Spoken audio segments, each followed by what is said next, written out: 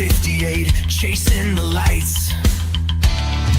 Both had battles that brought them low, but they found a way to steal the show. Health concerns were weighing them down till they found a path that turned it around. Carnivore diet, they took the leap, finding strength in the promises they keep. Now they're living wild, living free, healing body and mind. Just wait and see. Tune into the truth every single week. Real talk with Brian and Johnny. That's the peak. 8 p.m. on YouTube. Gather near. Uplifting vibes. Let's give a cheer.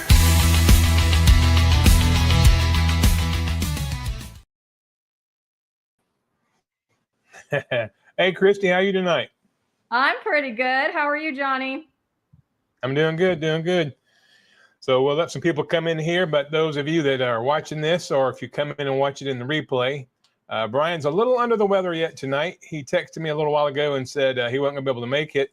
So I messaged Cristie real quick from the channel Meeting Wellness and said, hey, can you go on live with me in about 45 minutes? And she was happy to go. So I appreciate you, Cristie. Thanks for filling in on such very, very short notice. Well, you know, my earliest part of my career, I was a substitute teacher. I do know how to fill in. That's true. So what's been going on in your world recently? I know your summer break, you're probably getting ready to go back to school pretty soon. Yeah, we still have about 3 weeks off and I'm enjoying that. I've just kind of been enjoying the peace and quiet that I do get on summer break, doing some grounding, getting some sun, walking on my walking pad, hanging out with my kids, things like that. And then slowly but surely, as I feel like it, you know, planning some cool activities for my 30 to 31 students that I'll be picking up in about 3 weeks here. Wow, that's a lot. That's a lot of kids there. You know it. But here in North Carolina, I think they did it last year, but I know they're doing it this year. They're going back to school really early. They're coming in like the teachers have to be back next week, August 1st, and the kids are coming back like the 8th or the 9th. So typically we go later and then go back in later, but this year we're going to get out earlier, but go in earlier. So it's still pretty hot here, but I guess the teachers don't mind. It's just something different. We've always gone back after Labor Day. Now we're going back to, the first week of August. And then that's a lot earlier. We're doing the opposite. Earlier. So we're going later. So for us, I think it's like August 13th or something, which is actually later for us because we had been going back that first week of August. But yeah, come June, we'll be sad because we do have to go a week later into June. Yeah. Yeah. All right. We got a few people in here. Papa Carnivore is in here. Let's see if I can get these on the screen here. Hey, Papa Carnivore. Good to see you, buddy. Saying hi to me and you, Cristie. Hey. And we've got Granny Boo too. Hello, Granny Boo too. And of course, the ever famous, the Quacker, the original Quacker, Rick Charger Mopar. Hey, Rick, good to see you, buddy. So, Cristie, what Brian and I had discussed for tonight's topic was going to be the most important or the most, we'll say, life-changing, for lack of a better term, benefit that you got from carnivore. I got, I'll start with mine, if you don't mind. So the one thing that made the biggest difference right away was I had plantar fasciitis, which is inflammation on the fascia of the bottom of your feet. And it was absolutely, positively miserable. I mean, my feet hurt excruciating every day. And if I had to pick one thing that I would pick every time, it would be getting rid of that, because about 2 weeks in, that pain went away. And I had been dealing with it for 2 years. I was going to have surgery on both my feet. And so it went away. And that, I mean, obviously there's tons of benefits from carnivore, my blood pressure, all this stuff, lost the weight, everything. But that would be the one thing that I think I would pick over anything else that that would mean the most to me to keep it, have that stay permanently. That is such an awesome benefit. And, my husband has that too. And he's told me all about it. And he didn't really stick to carnivore or keto long enough, I don't think, to see that benefit, happen for him. But I've heard you're not the only one, that I've heard say that plantar fasciitis pain has gone away. So I'm so glad, because I know you go out there and sprint, and I don't think you'd be out there sprinting if your feet were hurting the way that they had been. I'd be out there crawling if my feet still hurt like that. It hurt so bad, Cristie. You'd be on your feet for a while and it would hurt, and then you'd sit down because it hurt, But when you went to stand back up after sitting and resting, oh my gosh, my wife used to have to pull me up off the couch and I would just be in tears. It was just miserable. And, I bought orthotics. I bought special shoes. I bought special socks. I bought appliances to use at night. I took Advil, Aleve, Motrin, everything. And I got no relief from any of it. I mean, maybe 1%, but going carnivore, I threw all that stuff in the trash. I haven't taken an Aleve or an Advil or a Motrin in 2 years. I had a box of different appliances that I bought and orthotics for my feet that were supposed to help with plantar fasciitis. None of it worked. The only thing that worked was eating meat. Yeah, it's crazy how that meat will improve your life. So you told me, again, he messaged me about 40 minutes before this live stream started, and I asked for the topic, and I'm going to think outside the box a little bit. I could tell a personal benefit in a minute, but I'm going to say that my number one benefit was when my son went carnivore a little over a year ago. So back in February of 2024, my, at the time, 16-year-old son went carnivore, and he has had ADHD his whole life. And he is okay with me sharing his story. Every time I share the story, I get comments down below. Boy, I hope her son doesn't mind that she's telling all this stuff on the internet. He's okay with it. But he had just so many just debilitating symptoms from this, but the main one just being these meltdowns that he would have that just affected our quality of life and our family relationship, our mother-son relationship, but then the relationship of the whole family, including extended family, right? Because he would have these meltdowns at family gatherings, Christmas and things like that. And he would, even at the age of 16, he would have these meltdowns 2 to 3 days a week. He would be melting down, and we're talking over, it's time to brush your teeth, and it would lead to a meltdown because he just wouldn't want to do it. He'd dig in his heels. I would say, you got to brush your teeth. They're going to fall out if you don't, and it would, he would be losing over that. And, he went carnivore February of 2024. And in all of that time, he's had one meltdown. Wow. And how it's amazing. He used to have 2 or 3 a week. So his ability to cope with life and even just the smallest of, hurdles or things that he doesn't want to do, just the ability to cope with that and deal with it and just have a good attitude, a positive outlook, and handle himself in a way that, is going to serve him moving forward, has not only, I know, positively affected his life, but genuinely as his mom, positively affected my life as well. Wow, that's amazing. So that's pretty cool that carnivore, didn't affect you from a physical standpoint, but affected everybody in your family. And I guess from a physical standpoint too, because that had to be stressful. As you know, and I know, stress is not good for the body. Rockin' Keto Amy's here. Hey, Rockin' Keto Amy, great to have you in here. So you guys that are here watching, go ahead and put it in the chat, if you will. If there was one specific thing you got going carnivore that maybe stands out above everything else. Now, Rick, I know you went carnivore 41 years ago, so probably going through puberty was probably great for you, Rick. Of course, now Rick's 57, so he went 41 years ago, so that would make him about 16 when he went carnivore. But anyway, anybody else out there, if you have something that you think is like the thing that stands out the most when you went carnivore that you saw improvement. If I had to pick a second one, so obviously we got the first one in there. Mm-hmm. The second one for me would be right hip pain. Before I ever found the carnivore diet, I had really bone-on-bone arthritis in both hips. I always attributed it to being, morbidly obese and being overweight my whole life. But now the more I research it, the more I think it was just reduced blood supply because of inflammation, because of sugar and carbs and all the garbage I was eating.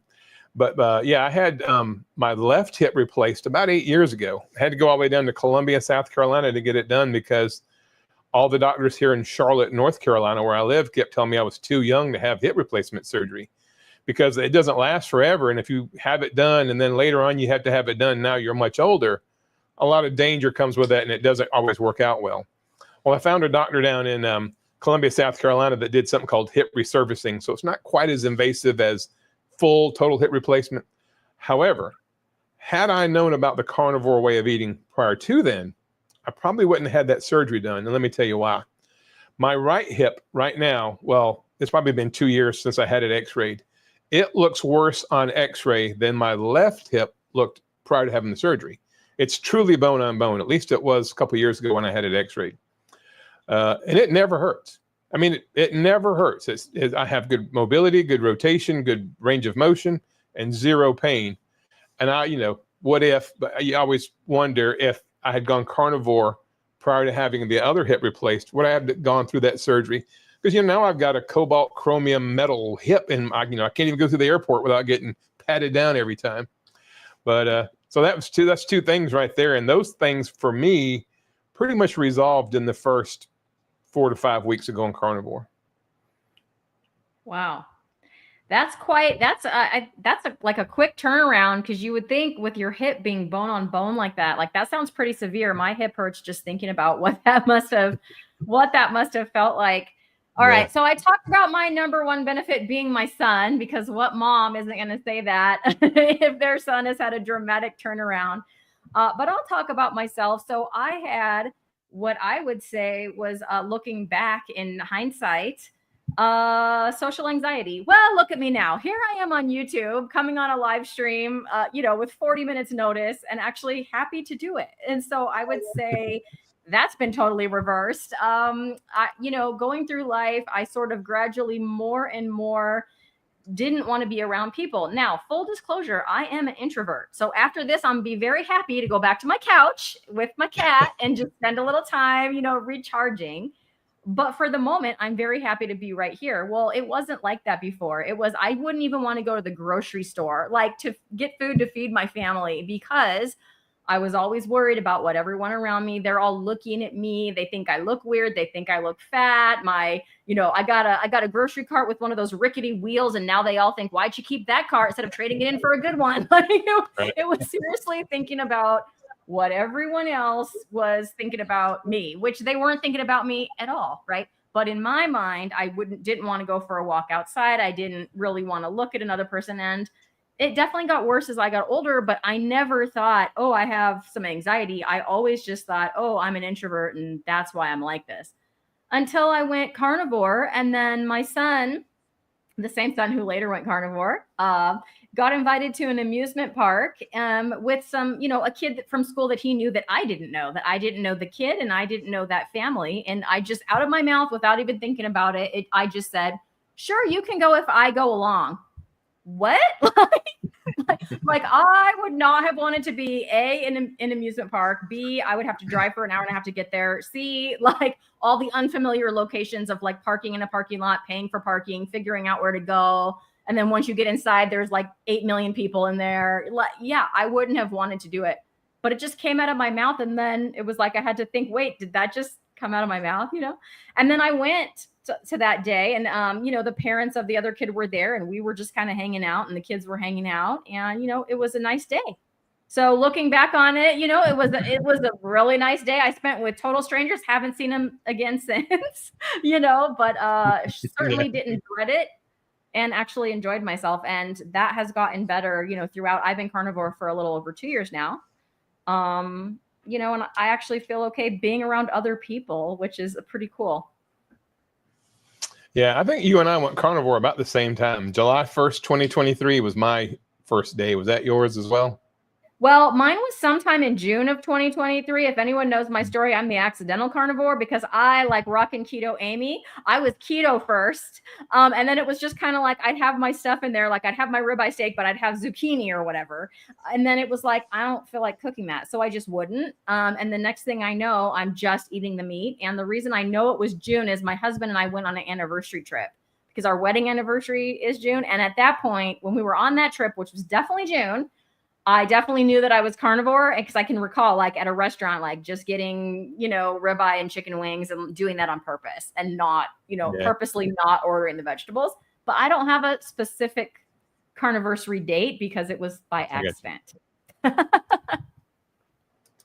Yeah, that's cool. That's cool. So Rick said he just got back from a bike ride. And I don't know if you guys are watching, if you've ever watched Rick's channel, Charger Mopar Rick on YouTube.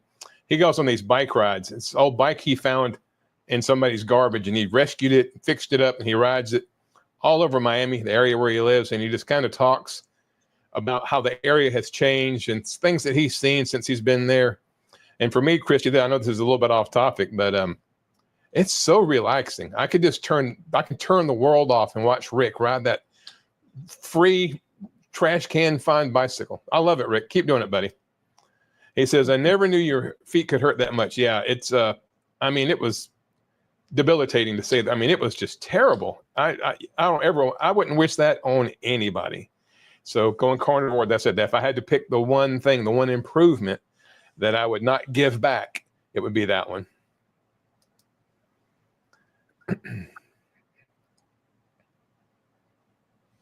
Weird, I can't see anyone in. I'm not sure what Rockin' Keto Amy's saying there. I don't know if we looks like everybody's saying, oh, in the chat. Can't see anybody in the chat. Rockin' Keto Amy, if you're watching, you have to be watching from the same channel to see people in chat. So if you're on my channel, probably everyone might be on Johnny's channel or vice versa. Yeah. And if you're on my channel, it's the Carnivore Champion, at the Carnivore Champion. You're welcome to come here. We'd love to have you. Hey, John and Cristie, nice to see you both. Good to see you, Karen. Great Karen. having you with us tonight. I'll get my microphone where it's not right there in the picture. Only been carnivore for 17 days. Well, you're in the best part. You're probably starting to get Rockin' Keto Amy maybe over the hump a little bit, hopefully. Not to say there won't be some rough patches between here and Nirvana, Nirvana. But yeah, if you can push through, if you have, I had a lot of stomach problems because I went cold turkey. I went from the standard American diet on June 30th to full carnivore on July 1. Some people say don't do that, but I suffer from addictive tendencies. I'm an addict. I'm addicted to terrible food. So for me to try to temper or limit the amount of carbs I took in each day would never work, because one blueberry will send me into a full-blown binge. So I had to kind of just cut it off, and it worked for me, but that's not to say there weren't some pressing bathroom issues for about 4 or 5 days. That was really tough, but I pushed through. I got over it. And then once my stomach, gut biome adjusted to what was coming in, it went away and it never came back. So that's good. Keep pushing though. We're proud of you. Keep going, and keep watching these lives. That's gives me a lot of encouragement. I watch a lot of Cristie stuff. My Brian, who's normally with me, he's not here tonight. He's a little under the weather. I watch all of his stuff. I watch all of Rick's stuff. And because Cristie's got her son there that does the carnivore, but nobody around me, nobody does this. So a lot of times I feel like I'm on an island by myself. And my kids are all grown and gone. They're scattered across the country. It's just me and my wife. She doesn't partake in this way of eating. So having this community, even having to be an online community or a YouTube or Facebook community, at least it gives you community. So Rockin' Keto Amy, I would just advise you just to keep reaching out and be a part of this. There's so many great channels, so much great information, and so many great people that you can kind of build your own community, even if it is somewhat virtual. Yeah, I definitely did that all the time at first, because I didn't even know carnivore was a real thing. And then it was like, oh, this is a real thing. And then I would just go on small live streams like this, get in the chat and just start interacting with other people. And that's how I know, a lot of people in this space now. Yeah.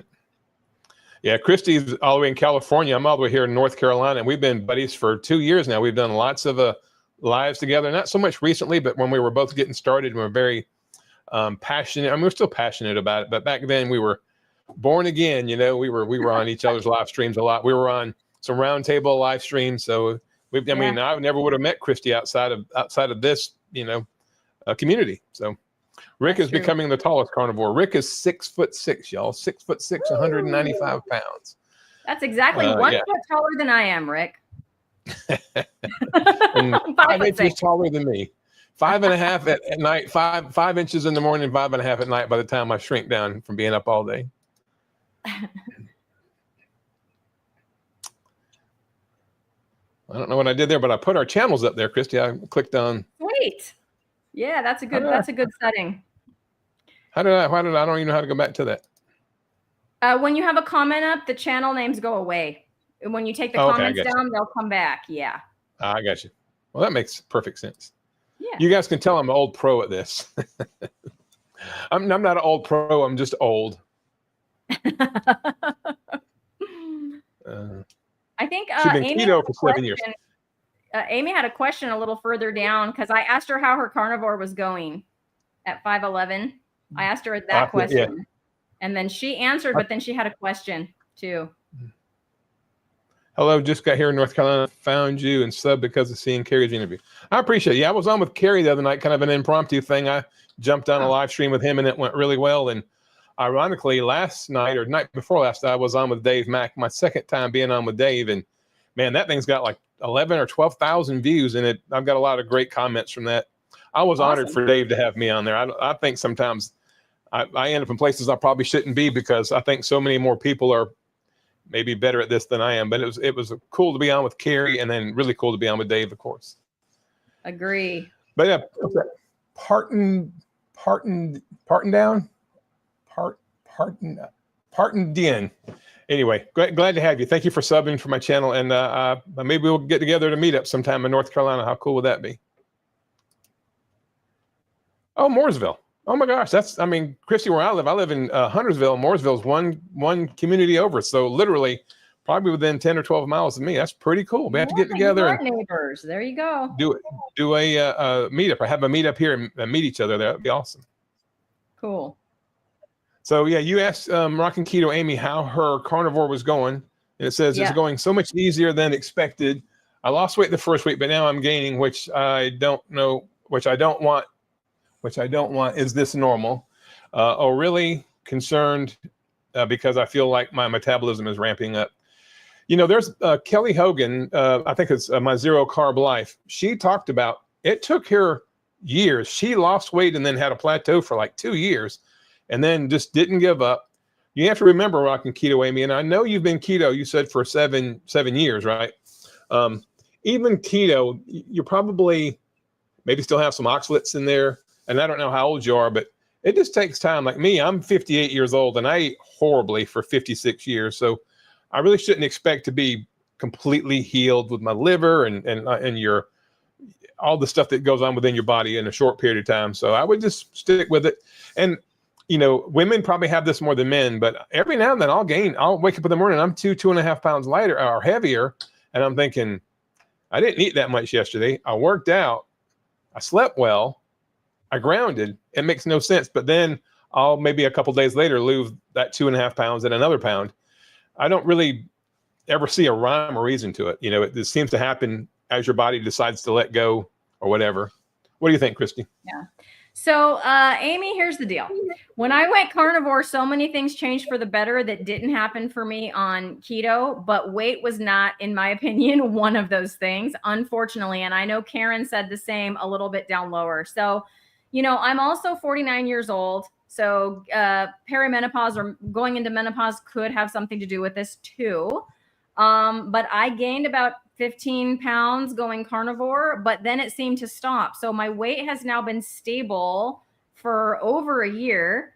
And the reason why I'm just pressing forward is because I no longer have the food noise. So when I was keto, I would still crave for like almonds or cream cheese and I could just eat so much of that. And it was like all the counting, and similar to what Johnny said, I was tracking because I was trying to keep those carbs to 20. Going carnivore sort of freed me from that. And so I really can't eat when I'm hungry, stop when I'm full. I wish that I wish those 15 pounds would come back off.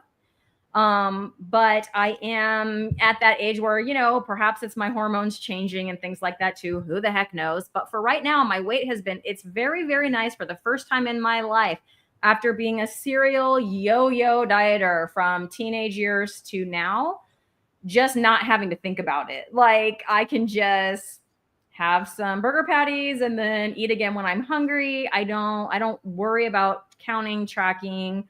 Oh, I'm hungry, but I can't eat because I'm going to get fat if I do. Like all of those thoughts are gone. And so I'm like a size bigger, but I'm not, you know, I'm not crazy overweight or anything. I'm like a size 6.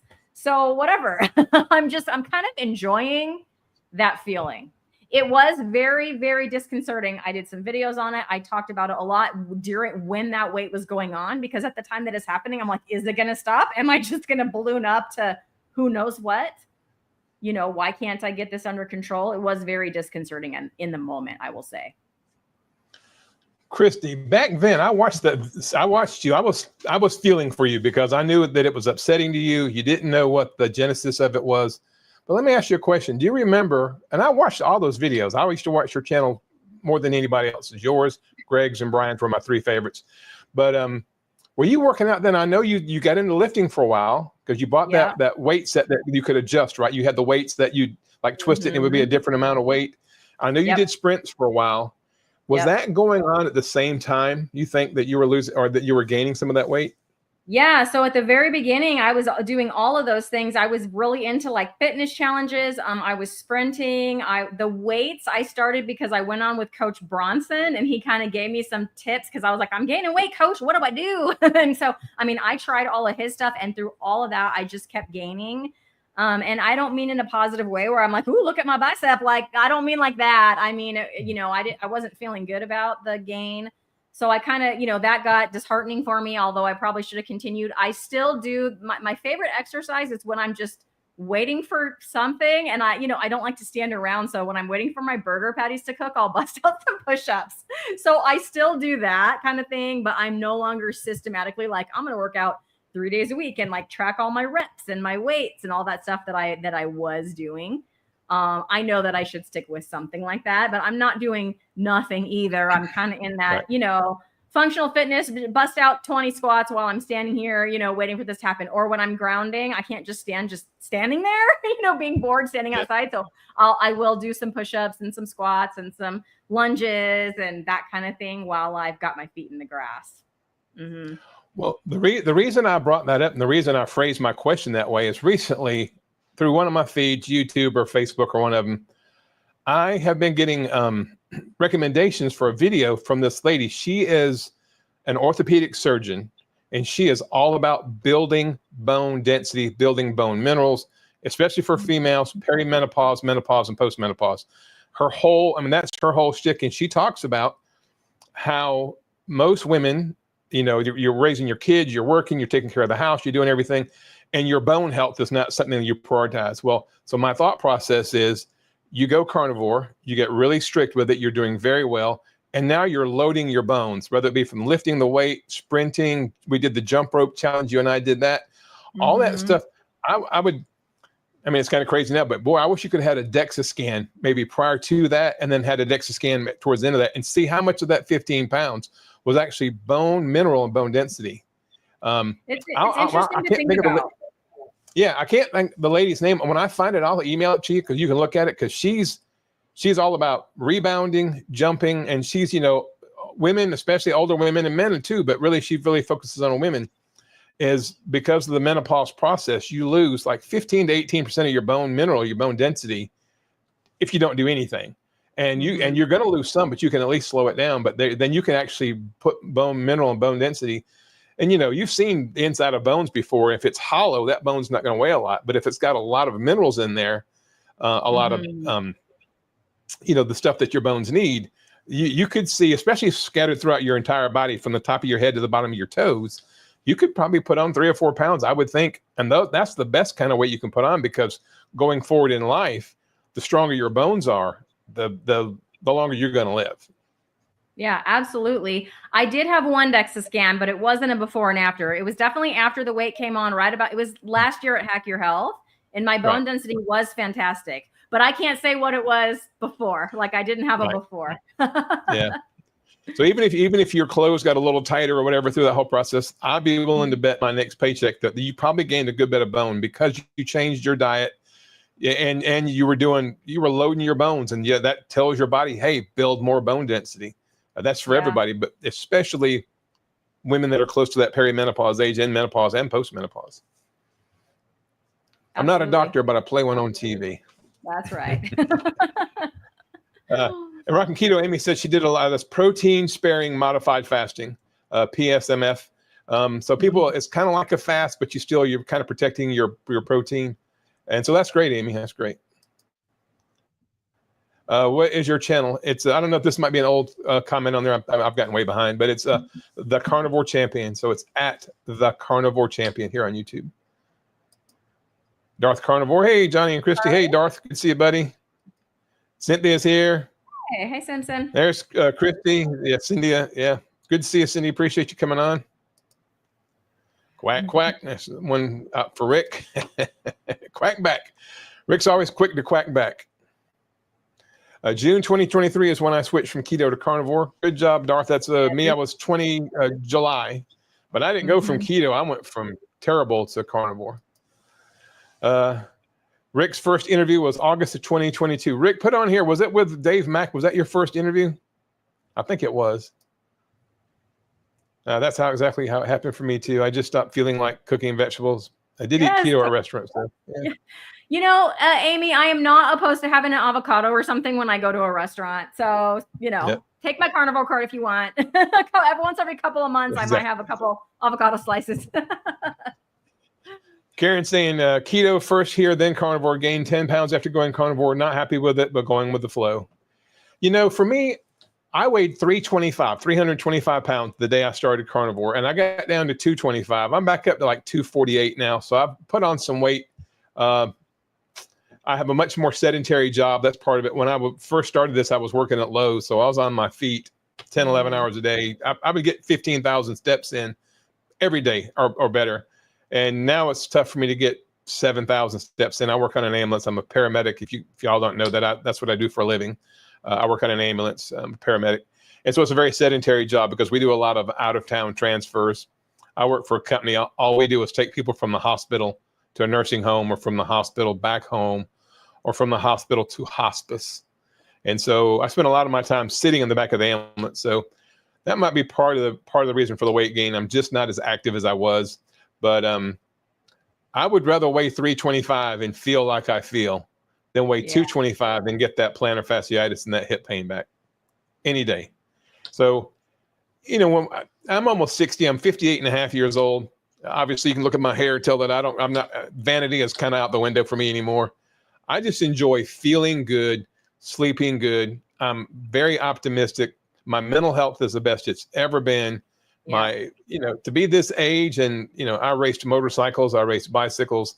I used to wrestle, I raced cars. I've been in some horrific car crashes when I used to race cars. And you would think at my age with that background, I would have aches and pains pretty much daily. It would just be a normal part of life.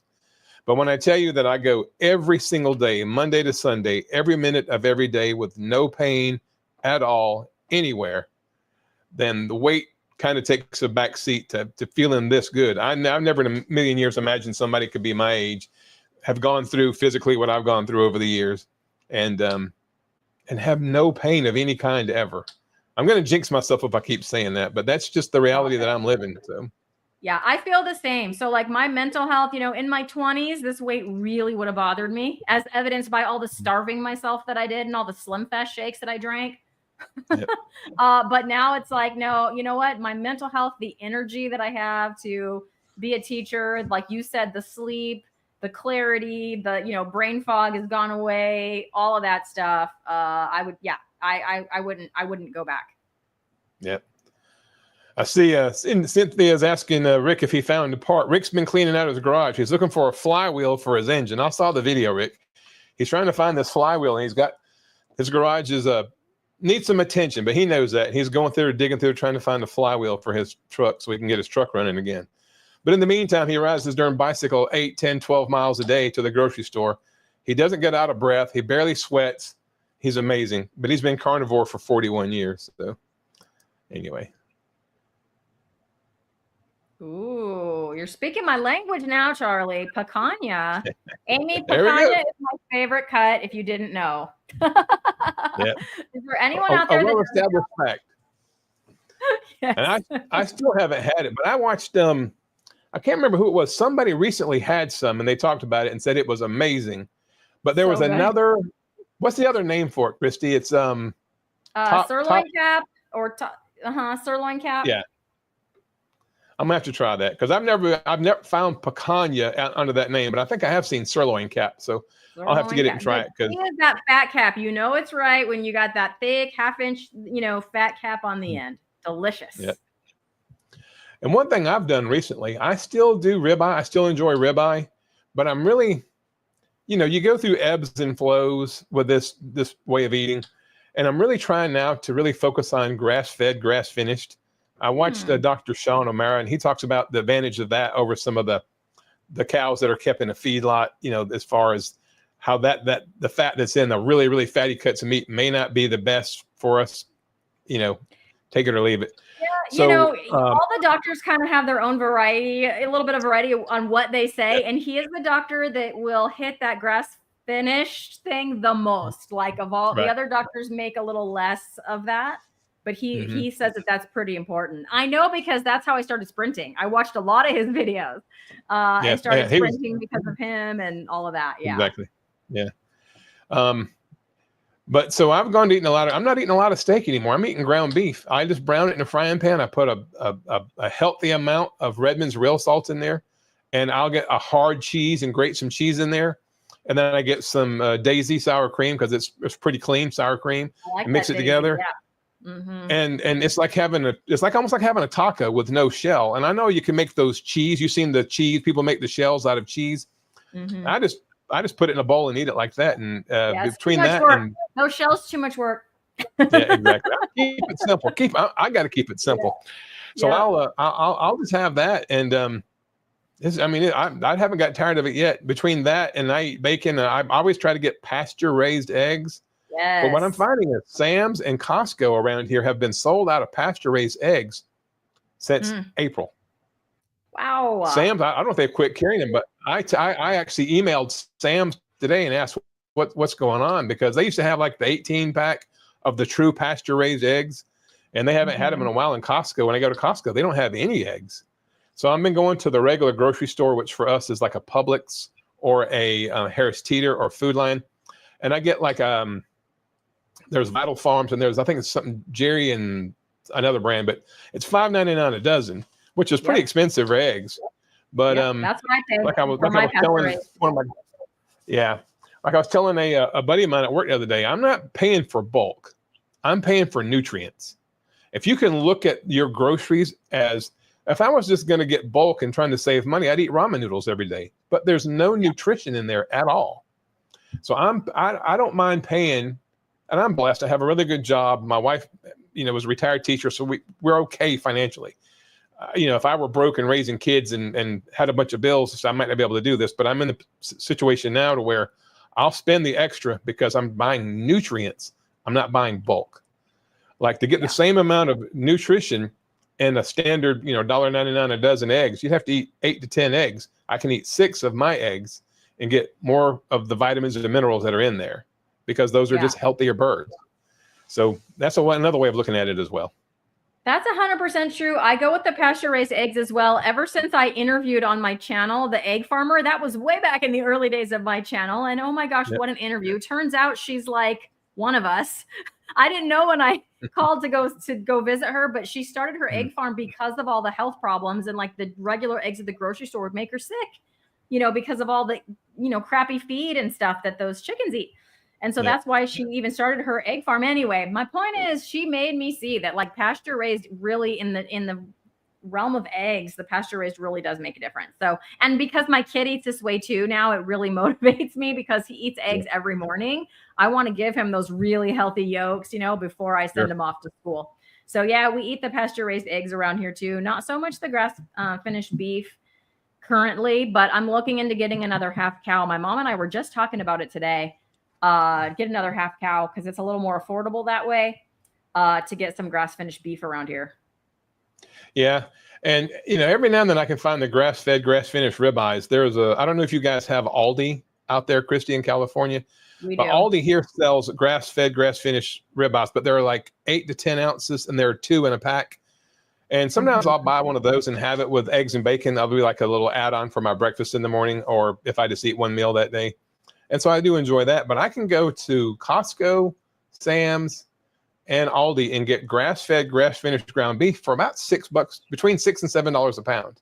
Yeah. And they usually comes in these, the packages that has like 3 containers in it, the blister pack, and there's 1 pound. At Costco, it's 1.3 pounds per section, and you can just cut off one section. But yeah, I don't know if it's making any difference, but I'm still fighting. You and I have talked about this recently, actually. I'm still fighting AFib. And when I watch Dr. Sean O'Mara, he talks about, one of the things you can do for AFib is try to get rid of the fat that actually accumulates around your heart. So, and he really pushes the grass-fed, grass-finished, and the sprints and sleep and grounding and all that stuff. And he's also talked a lot about ferments. He's real big into fermented vegetables. And so I recently bought me some sauerkraut, and I haven't opened it yet, but I'm going to start having a couple of forkfuls of sauerkraut. I actually bought it at Walmart, and I have a coat closet right over here, and it's down at the bottom of the coat closet, covered up by 2 towels, because you want to let it ferment as much as you can. So when it sits in the grocery store up under that bright light of the grocery store sitting on the shelf, the fermenting process kind of stops. So I bought it 2 weeks ago, and it's sitting in there completely covered in a dark, temperature controlled room. And I'm going to start having maybe a couple of bites of that with my meals. And, I'm just throwing the kitchen sink at trying to. My Walmart used to sell fermented pickles, and they were pretty good, but they stopped selling them. I'm going to have to look and see if I can get them somewhere else. But yeah, I would throw in a couple bites of fermented pickles with my burger patty from time to time. Yeah, that's cool. I eat pickles. That's the one thing I do eat. If I go get me some burger patties at either Wendy's or one of the other burger places, I'll usually get pickles, and I'll make it some mustard. Put some mustard and pickles on there too with my burger patties. Not always, but I don't eat the cheese anymore. I'm not eating cheese at restaurants because it's probably that processed cheese. So in lieu of cheese, I might have a little bit of mustard and maybe a few pickles, and pretty good trade-off, I think. Yeah. Amy's saying, "Hey, Granny Boo." Let's see there. Yep. Rick, they're having a little conversation in the background there. Trying to catch up on the comments a little bit. Yeah, Amy, you're right. This community has just been a godsend for me. I don't know if I would have stuck to this beyond a month or so had I not found this community. And I will say, I have friends in the keto space. Like, they're very well. Most of them that I know are very welcome of us carnivores as well. I have a lot of really good keto influencer, friends. So it's really great. And like I tell people, carnivore is just the most strict form of keto. It is a ketogenic diet. We're all keto. It's just maybe the most strict form. Cristie, I don't know about you. When I first started this a couple of years ago, man, I had that dogma. I was 100%. If you don't do this, I was that terrible person. And the older I get, and the more I realize that everybody's just trying to find their way. People are trying to find health any way they can find it and try to live their best life. And far be it from me to be critical. If somebody wants to eat some lettuce or have a taco salad or whatever, my buddy Greg, my weight loss life, Greg, he has a taco salad from time to time. And who am I to criticize? I mean, I don't do that. I did have a salad about 2 months ago. My wife and I were out, and I had 2 sides with the steak that I ordered, and something just told me to get a salad, so I got a salad, and just one this year, but it was actually pretty good. Yeah. A good friend of mine from work, she never went all the way, carnivore. If you ask her, she would say she's low carb. She eats a lot of meat though. And I would say she's keto. If you ask me, she says she's more low carb because she still, eats a few keto things. But let me tell you, the woman lost 60 pounds and she got off, she's down to maybe a smaller dose of one of the medications that she was on. And she turned 60 this year. Like, she's doing fantastic. How many 60-year-olds can you say are like reducing their medication and getting off of it, And, she's definitely not carnivore. She eats a few nuts from time to time, some avocado from time to time, a lot of meat though, a lot of, eggs and stuff like me, a lot of burger patties, but her health is improving doing that. So, more power to her. That's what I say. And she's like so happy that she's friends with me because she gets her some advice from me and, really has improved because of it, and recommends to people just at least go low carb and see what happens, Exactly. I know if you get a chance, if you have some time, you have nothing else to do. If you get a chance to watch my interview with Dave Mack, it came out yesterday, I think, but I went into pretty good detail about what I do for a living now. And the point of the the point of saying all this is that, the job I do, I take people from the hospital to the nursing home, or from the hospital back home. A lot of times it's home with hospice, and then from the hospital to the hospice house where people are going to not get better. And when I did this, Cristie, about 30 years ago, and the average age of patients back then was late 80s, early 90s. Now the median age, I've been doing it for 1 year. Next week will be 1 year. And I've kind of gone back and done some research with all my paperwork and stuff. The median age of the patients I'm seeing now is 62 years old. Wow. Taking people in their 40s and 50s to a nursing home, to hospice. I had a lady the other day, 59 years old. She's already missing one leg. So they've cut fingers off her hand. She's a dialysis patient, heart failure. She's 59 and she doesn't have any congenital thing wrong. She's just made bad decisions, being very sedentary. And she, like most people, like most Americans and probably most people in the West, she didn't know. She didn't have good information. So this community has given me a lot of good information, and it's led me down some rabbit holes that gave me more good information. And it's given me the opportunity to share this with people. But I told the story, and I probably shouldn't tell this, but I'm going to tell it anyway. We had a guy about 2 months ago. He was 59 years old. I'm 58, so he's 59. He was about 9 or 10 months older than me.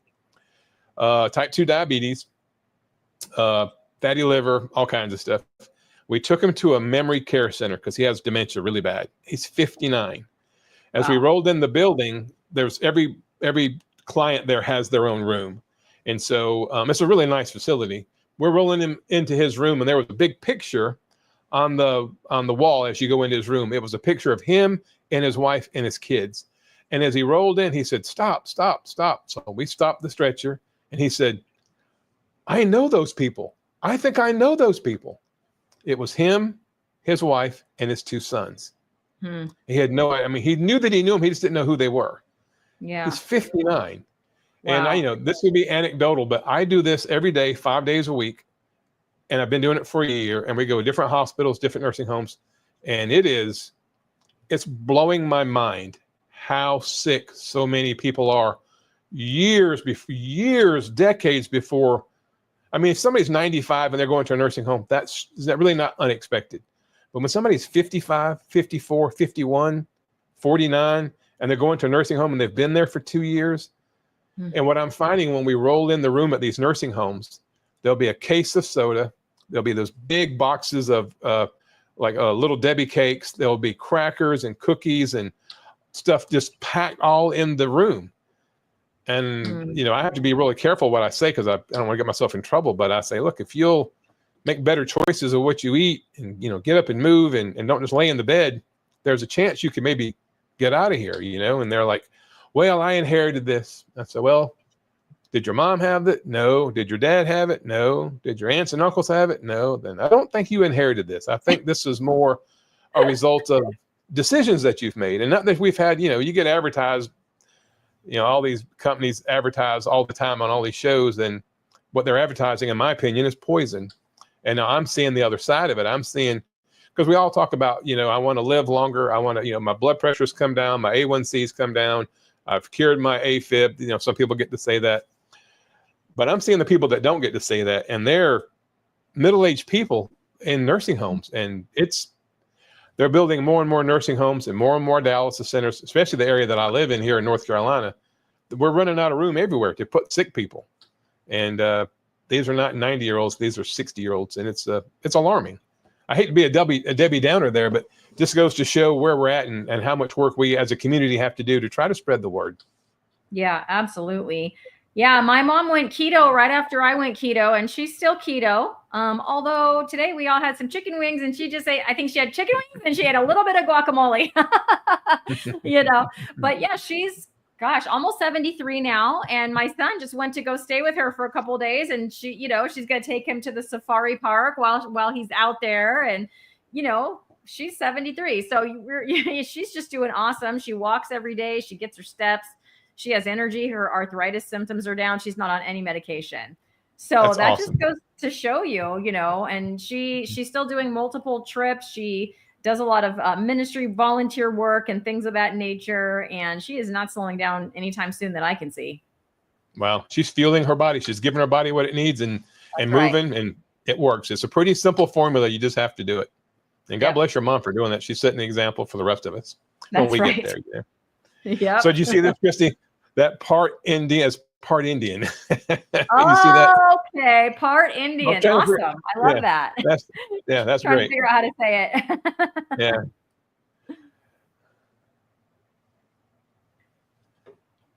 I'm the only one Carrie never interviewed one-on-one. I don't think I'll he's ever interview you, Rick. interviewed me one-on-one. I interviewed Carrie on my channel one-on-one, but I don't think he's ever Yeah. interviewed me. Well, what he had a live stream and he put the link in the comments, so I just clicked on the link, and eventually I he did got to me. Yeah. Yeah. I did that too a few weeks Yeah. ago. That was fun. Do you want Rick Carrie to interview you? I'm one of these people. I'm kind of stuck in the middle here because I love Rick to death and I love Carrie to death. I'm not going to pick a side. Rick is one of my favorite people to watch, but I appreciate everything that Carrie's doing. So they both have great big fans in me, and I'll never choose one over the other. I like having both of them in my life.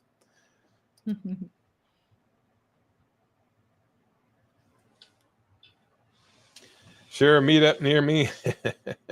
I don't know about it. Hope to meet sometime. Yeah, that'd be great. Yep. We had a meetup. We had a meetup in Charlotte about a year ago. Kelly Hogan was there. Dr. Kiltz was there. Dr. Lisa Wiedemann was there. And it was free. It was one of those, it was at a public park. And they had a food truck there selling barbecue, but it was free. And they had little handouts to give people. It was really nice. It didn't cost anything. It didn't cost anything to park. The park was free. They had a big gazebo that we all were under. And ironically, their PA system wasn't working that well. And when I gave my testimony, they came to me and asked me if I'd be interested in emceeing this event because my voice was to where they could hear me, you know, and I don't mind holding the microphone close to my face, whatever. So I ended up emceeing this thing kind of impromptu, which was a lot of fun. That's awesome. Yeah. Already lost 110 pounds. Wow. I don't want to gain that back. I don't blame you. I worked really hard the last 7 years. I'm going to gain 30 pounds back. I'd quit carnivore if that happened. I'm 49, suffering from menopause. Yeah, it's just a tough process to go through. My wife went through menopause. She'll probably kill me for saying this. She went through menopause at a fairly early age. It was rough, but when she got on the other side of it, it seemed like everything kind of balanced out. But I don't think she gained any weight through menopause. But at the time, she was a teacher teaching middle school. So I used to go on my day off. I'd go to school to help her do stuff. And I didn't have a snowball's chance of keeping up with her. She was just, you know, she walked so fast and she knew where she was going, and she would grab these books and move them over here and move the desk. And I felt like I was in the way. So, but she did have the sweats, the night sweats. We'd kick the cover off, pull the cover up, kick the cover off, pull the cover up. Yeah. I don't miss any of that. So I'm sure she doesn't either. Yes. No cravings for junk food. That's one of my top benefits. Yeah, exactly. That's a great one. Mm-hmm. I still get tempted, and more often than I care to admit, I tend to give in, but not lately. I've been really strong since about February this year. Not saying I haven't had any screw ups, but they've been very limited. And usually it's after an incredibly hard workout. I did a great workout today. I made a video, kind of a parody video about Carrie, my buddy Carrie Mann. And I did a bunch of workout in the video. Of course, I only show 10% of my workout in the video. Otherwise, the video would be an hour long. But my wife made some homemade spaghetti sauce tonight. And I was going to fast until tomorrow, but she worked really hard at this. She went and got tomatoes from the farmer's market. And she found a recipe, and she cooked the tomatoes down, and she did everything right. She browned some grass-fed, grass-finished ground beef. And she said, just try a little bit. So I ended up having about a teaspoonful of it, and it was delicious. And I said, I've got to go upstairs right now, or I'm going to eat all of this. But yeah, you know, she worked really hard, and I wanted, and it was better than anything I ever had at the grocery store. I didn't have any noodles. I just had one spoonful, and there was no sugar in there. It was just the tomatoes and some spices that she put in there, a little bit of garlic salt. It was really good. Yeah. Go back and watch Cristie's videos. I don't know if you have a playlist, if that's in a playlist, Cristie, but I was watching you, and I was praying because you did the weigh-in, and I was praying it would work out for you, you know. But I think I still go back to what I said earlier. I think there's probably more bone density system-wide than you would have had had you not done all that. And that will serve you well as you go forward, especially on the other side of menopause. I read a stat recently. You may have seen this, Cristie. It's true for men, but it's more true for women. If you fall and break a hip after the age of Oh, 60, yeah. you have a 35% chance in the next year you will be dead. Yeah, absolutely. I That's, thought it and was then maybe every even year, higher than that because it was crazy yeah, it's true. yeah. People don't come back from that very well. Mm-mm. So anything you can do to load your bones, to feed your body properly with the nutrients that we talked about versus bulk. So spend the money. If you're going to spend the money on your body, on yourself. That's an investment that will pay dividends. And work out, exercise, push and pull and twist and walk and do whatever, because that will serve you well. Because my wife actually had a cousin about a year ago now. He was a guy and he was not in great health, fell, broke his hip, and never came home from the hospital, ended up dying in the hospital. And he was much too young for that to happen, but he was just not in a good way from a health standpoint. Yeah. Yeah, Rick, the problem you can't gain weight, Rick, is because you're so active. You're out down there in Miami, you're riding that bicycle 20 miles a day and working on heating and air conditioning systems and chasing that cat around. So, Rick, you're never going to gain weight. Cat. How's the kitty cat, Rick? He's cute. He's a very mischievous cat. Didn't you have a cat one time, Cristie, you were doing something, the cat got up there and swatted or did something or climbed the curtain in behind you or something? You know what it was? Were you on when we did the Christmas sweater episode? So during the Christmas sweater, we did a Christmas sweater episode, and my ugly Christmas sweater had a cat on it, and she jumped up next to me, saw that cat, and bit me because she did not like. Because my cat Pixel, she'll often come up here, she'll sit on the desk and just kind of hang out right here with me. Right. But she was angry that day. Yeah, she bit me good. I was like, whoa. I remember that. Yeah, I was live YouTube. Remember you and I kept tying, we were having a vote and you and I kept tying for the ugly sweater. Am I remembering that correctly? And then finally, I think I won the tiebreaker. Yes. I bought the sweater. I didn't know it at the time, but I bought it from the ladies department at Kohl's. I was just trying to find an ugly sweater. So Big Russ always gives me a hard time about that ladies sweater. Yeah, the ladies Christmas sweater. Well, Yeah. Maybe we can do that again this year. That'd be cool to have another contest this year. We didn't do it last year. We didn't do it this last Christmas. It was like 2 Christmases ago. That was fun. Exactly. Yeah. Adrian, I don't know if you're still here. That was a while ago. Hi, Adrian, if you're still here. Yay. Yeah, I got to get from these comments. Everybody's saying hi to Adrian. Hey, Adrian. Yes, my fellow lioness. There you go, Charlie. We went live last night, so there's a great episode waiting for you on Lioness Lifestyle Live, everybody. If you haven't seen it, if you weren't live with us last night, go catch the replay. We had No Carb Barb. She's fantastic. What a great story. Talk about carnivore benefits. This woman has so many. Yeah, I got to go back and watch that. She was on with y'all last night? Yeah. I saw the thumbnail. I didn't get off work till late last night. And we're only going live once a month now because once a week was just getting to be a lot for us. So last night was our episode and it was great. And we'll be live again August 26th. Oh, cool. We have guests all lined up and ready to go. Yeah, when you and I first started, we were on there 3 or 4 nights a week. It became almost a full-time job on top of our full-time jobs. Yeah, that's right. Wow, Rick's been interviewed. Well, Rick, you hold the record. I know, what's the lady's name? Was it Maggie from up in Canada? She's been carnivore for 65 years. Yes. But from the lower 48, Rick holds the record, 41 years. That's right. Yeah, Rick, you ever go out to eat or you cook? I know he said I watched one of his videos recently. He said he cooks at home just pretty much every day. But I guess from time to time, Rick, he may go out to eat. He eats duck and iguana. He says it's too poor to eat out. And I tell you, my wife and I went to breakfast today. There's a restaurant local called Breakfast Time, and they have real butter. They use beef tallow to cook their stuff in, and I got a 4-egg omelet. So I always get the omelet there, and I have it's got meat and cheese and bacon and sausage, and then I get a side of smoked sausage. And my wife got just the regular breakfast, 2 eggs, grits, biscuit, or whatever. It was $40, $40. Yeah, it's good. So expensive. It's really not worth it at all. Yeah. We've got company coming in from out of town coming to stay with us for a week. It's actually my best friend from high school. We've been best friends since 7th grade, so we've been best friends for almost 50 years. He's retired military and he lives in Seattle, Washington. And he and his wife, who are mine and my wife's best friends, are coming to spend a week with us. So we've been really kind of getting the house in ship shape for them to come. And so I haven't watched much YouTube other than the stuff I've done. Plus, I'm working like 50 hours a week.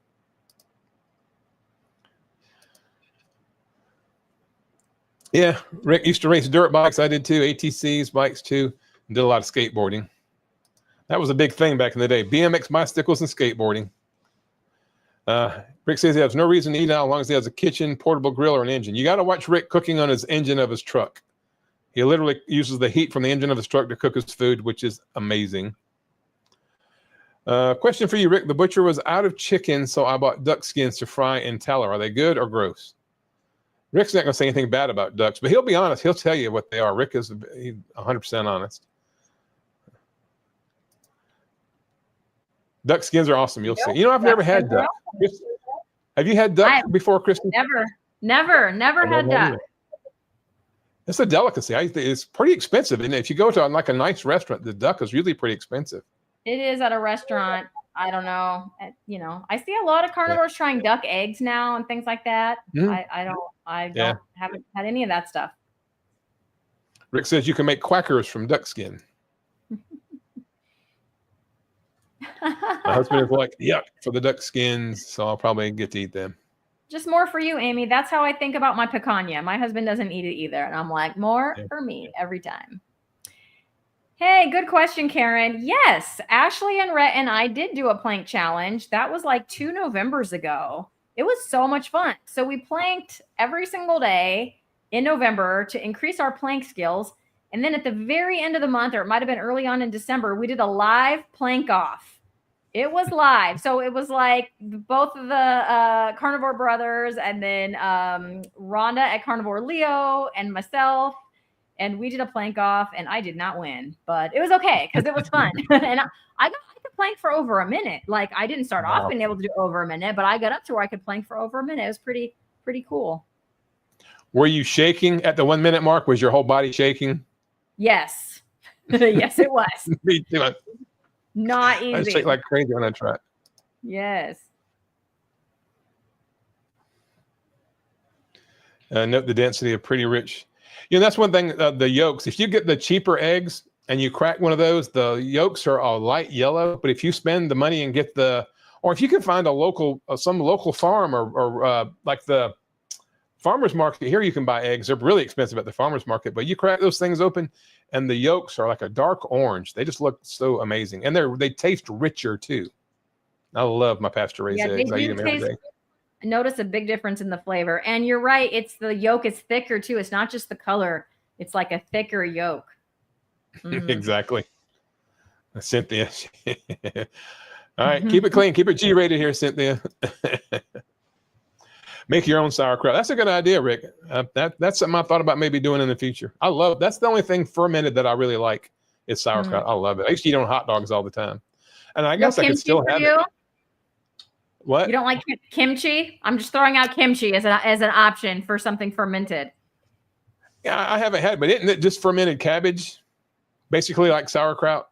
There's cabbage in there, but it's like a little bit spicy. I like kimchi, but my grandfather was Korean, so I did grow up eating some kimchi at family gatherings and things like that. And he would make the Korean ribs and we would eat the kimchi with it, and it was really, really good.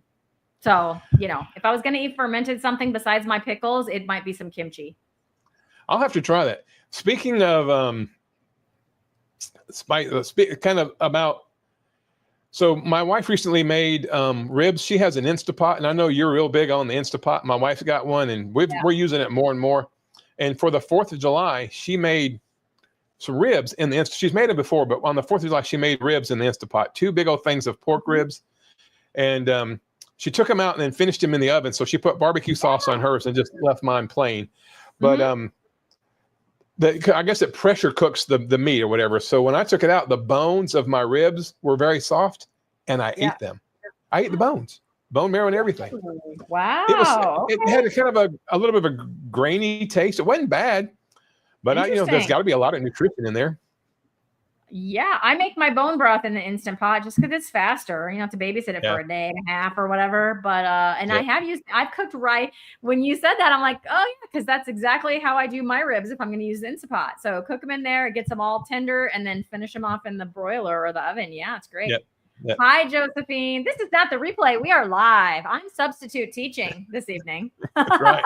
I am not Brian. Brian, hopefully Brian will be back next Wednesday. Brian, he was scheduled to be on tonight. He texted me earlier and said he was a little under the weather. And by the grace of God, Cristie jumped on here and saved me. Because I did this by myself last week, and I got a lot of rewatches, but the live wasn't that it's hard for me to be entertaining and just be me. Yes, I don't enjoy a solo live either. I'm not very good at it, I don't think. I try to go live with somebody. Yeah. And Russ, everybody knows Homesick Buckeye, Russ. I love Russ to death. And he's a great singer too. But yeah, he's in the keto. It's more keto than carnivore. Like Greg, this show started out Real Talk with Brian and Greg. And Greg kind of stepped away, so I filled in for Greg. And it looks like it's going to be for a little while anyway. Greg, my weight loss life is more keto than carnivore. He did try carnivore for, I think, a couple of weeks and kind of slid back into keto, which is where his comfort level is. But, and Greg, if you're watching or if you see this, I hope I'm not speaking out of school, but he and his wife, they had me at their house. They lived in northern Iowa, just south of the Minnesota line. And I was out there when I drove an 18-wheeler a couple of years ago, and they invited me over and fixed dinner. And I ended up spending the night down in their basement. And it was really a fantastic time. But they had two daughters, and both their daughters ended up getting married and moved to Nebraska. So when they went there, I don't know, for both of the weddings or one of the weddings, they decided they wanted to move, be closer to their daughters and their son-in-laws. And they rented an apartment, sold their house, and now they're in the process of building a house. So if you've ever built a house, it's a daunting task. And so that's why, one of the reasons why Greg stepped away. But he does keto, and he's done very, very, very well with it. Just like Russ. There are a lot of people that went from keto before carnivore. I was keto for close to a year beforehand. There are a lot of people who do wonderful on keto.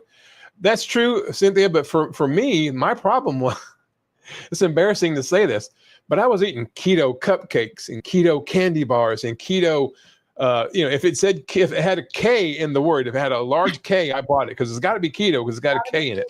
Yeah. And I didn't lose any weight. I was eating the keto protein bars, keto muffin. You could go buy the little packs of instant muffin mix that said keto. It was like $7 for a little thing. And the regular one was $1, but I'd spend the $7 and get the keto, flip it over and read the ingredients. There wasn't a lot of difference between the one marked keto and the regular one. So I did keto. I just didn't do it. I thought I was trying to do so. I was eating keto bread. I was eating 3 or 4 keto peanut butter sandwiches a day. But keto bread and keto peanut butter, and I just did it terrible. When I went carnivore, that gave me the discipline that I needed, I guess. How far back are we? What time was this? 8:45? Oh, we're way behind there. Yeah, I'm so glad following you led me to him. There you go. I'm just going to speed through some of these. It was a good interview with Dave. It was good to see you again, John. Yeah, I enjoyed that interview with Dave. I read some of his comments on there, and people were very complimentary, which I appreciate that. That means the world to me. Dave was really good at steering the conversation, and he went back. The interview was over an hour. He cut it down to about 45 minutes, and I thought it was a lot of fun. Yep. Hey, beautiful Karen. There we go. Let's see.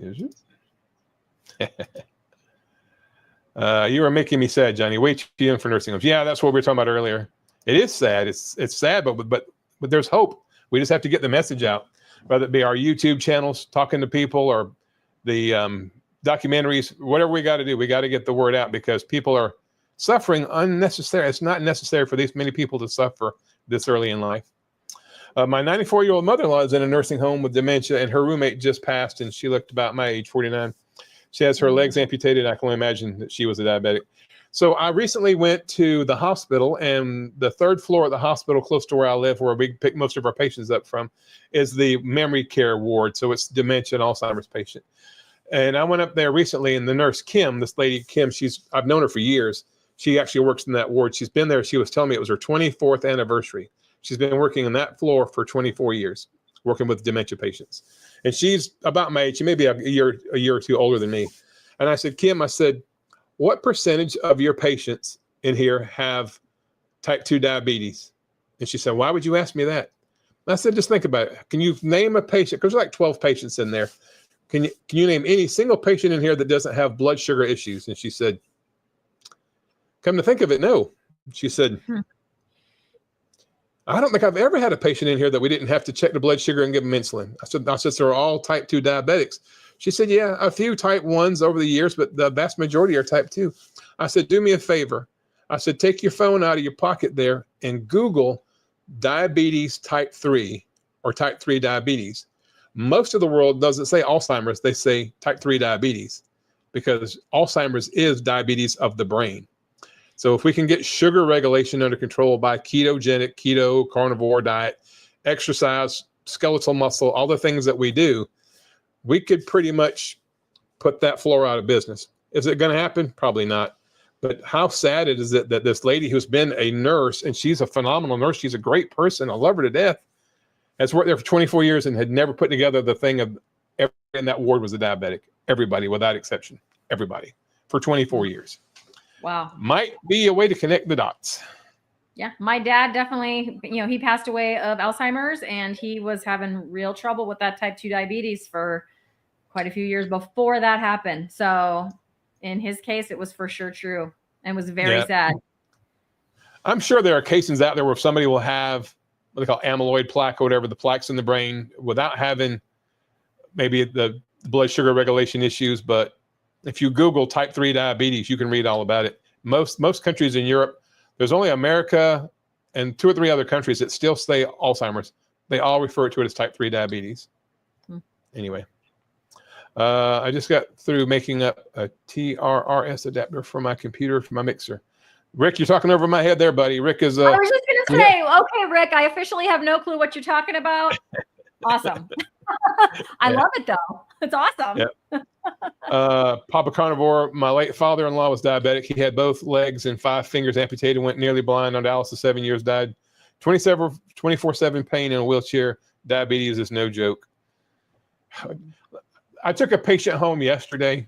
I shouldn't say this, but I'm going to anyway. Nobody's going to see this of any importance as far as within my career. 49 years old, 655 pounds. He can't stand up because his skeleton won't support his weight. He cannot. So it took 6 of us to get him from the stretcher onto his bed. Guess what was lining his wall all the way around his bed? Cases of Coke and Dr. Pepper. Cases of it. Not a 6-pack, cases of it. Crackers, cookies, the soft batch cookies, whatever. I mean, it was just, the whole room was just full of it. And he's 49 years old. He hasn't worked in years. He's legally blind. He's got everything wrong. And it's simply because of he's addicted to food like I was. But he's had, if he's here in a year, it will be an absolute miracle. And he's only 49.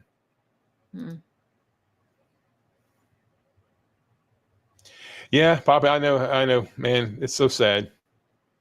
He was sick for 8 years. So 75, he was in his 60s. It's way too early to be that sick. I wish I would have known. I wish my mom had kidney failure, high blood pressure. She didn't have diabetes, but she did have heart failure, and she ended up dying of lung cancer. Now, she smoked for 50 years. But if I'd have known about carnivore then, we would have tried something when her kidney started failing. Don't know if it would have helped, but hey, that's one thing. I don't know if you guys saw that when I talked about it with Carrie and with Mac or Dave Mac. So I had my blood work done back in 2022, I think it was, for my job, and I was in stage 3A kidney failure. I had that exact same blood work done at the exact same lab May the 1st of this year, just a couple months ago. Normal kidney function. I have completely reversed my kidney failure. No longer in kidney failure. 100% normal kidney function. That's amazing. So don't tell me this doesn't work. Yeah. And I shudder to think where I would be if I hadn't found this way of eating 2 years ago. Would I even still be here? Jury's out. My dad also passed years after losing body parts due to diabetes. Yeah. Diabetes is very serious. That's right. And that's why I did my best to take Thomas under my wing as my carnivore protege, as he had all the toes and amputated. Yeah. Yep. Got to do what you got to do to try to help people. Milton. That's Rick's cat's name, Milton. Milton is Yeah, sleeping now. I think Pixel Yeah, is sleeping too.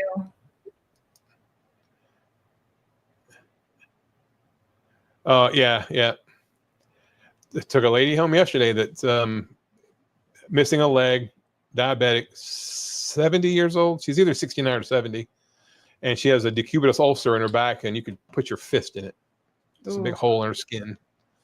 She's not long for this world, unfortunately. Poor thing. She was a sweet, sweet lady.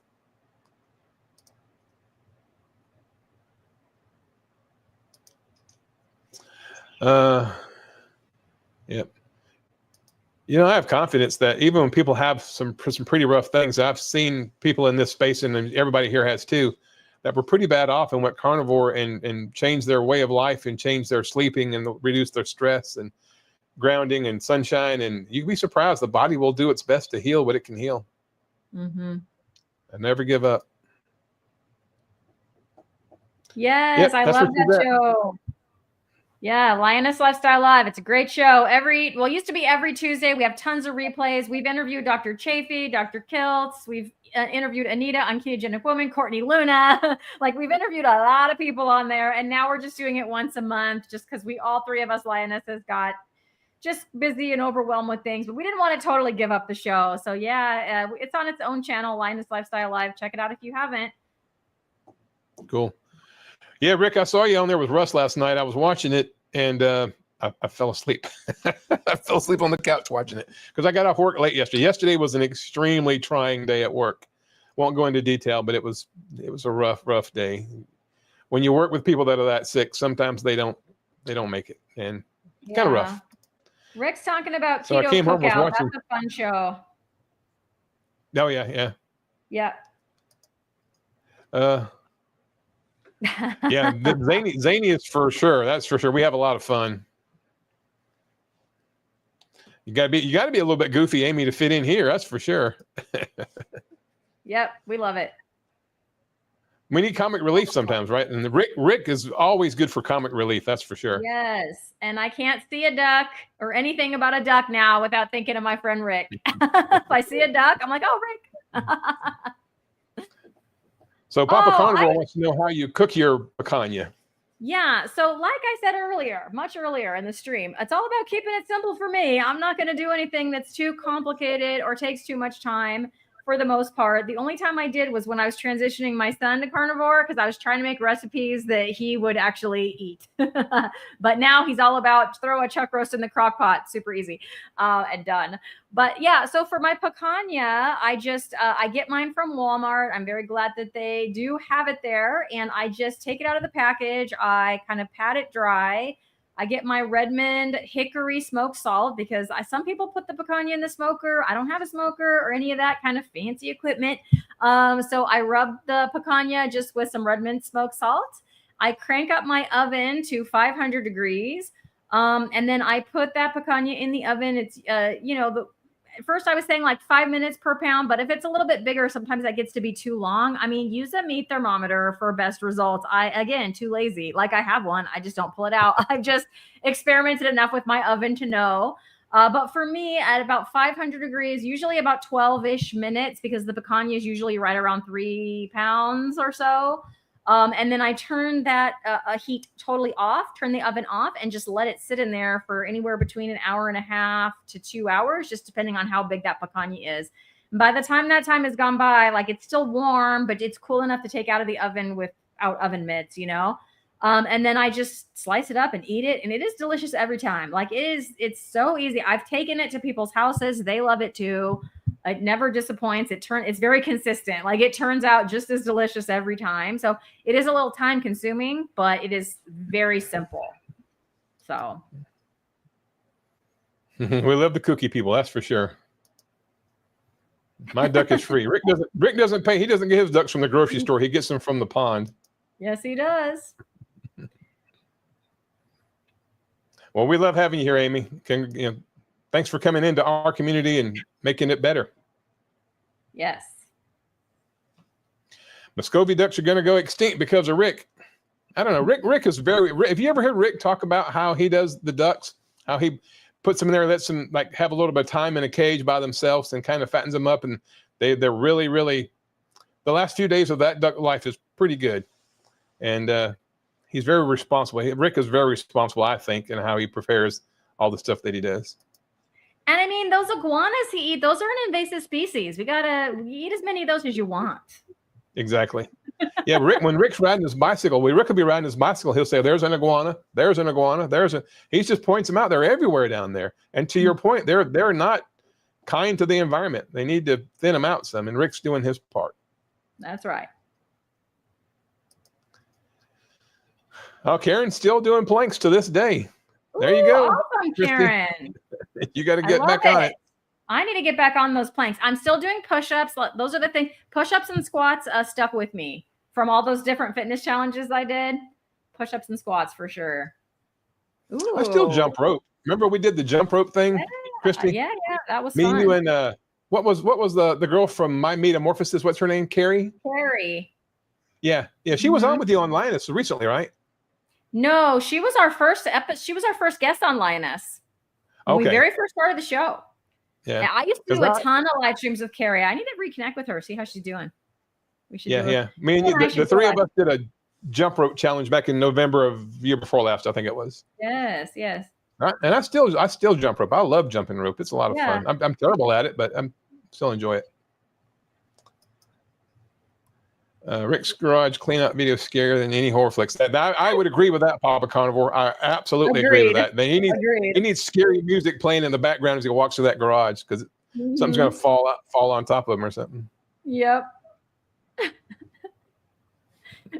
Amy couldn't look away. She was like, I don't know what I'm going to see next, but I just have to keep watching. It's like watching a car get hit by a train. You can't turn away. Yeah. Cynthia says she has yet to make a kimchi that turned out well. How do you do it, Amy? I bet that's a long, arduous process to make kimchi. I feel like it is. There are a ton of black widow spiders in Rick. Oh, I bet there are a lot of black widows down there. Rick don't care. He'll probably eat those too. We have them here. We have black widows here. I saw one the other day. I'm like, oh, no. We have brown recluse spiders here. I got bit by one about 5 years ago, and I almost died. It was the sickest I've ever been in my life. Bad. Got bit on the leg, and fortunately I didn't have to have skin grafts or anything, but I'll tell you, I was on a truck. I'll tell you how bad it was. I was on a truck. I was down in Sumter, South Carolina, because I left here, and I got bit that morning, and by the time I got there, I literally, this is going to sound crazy, I called my wife and said goodbye because I thought I was dying. Wow. And she was going to come get me and call 911, because the brown recluse spider bites people have died from them. People lose limbs from that, but fortunately, I was better in about 2 days, but oh my gosh, that was miserable. A tiny little spider, a big old guy like me. Who knew, you know? Mm-hmm. Yeah. He won't have any neighbors left if he'll start walking around with a hockey mask on. He won't have any neighbors left. He can buy up some property pretty cheap then, Rick.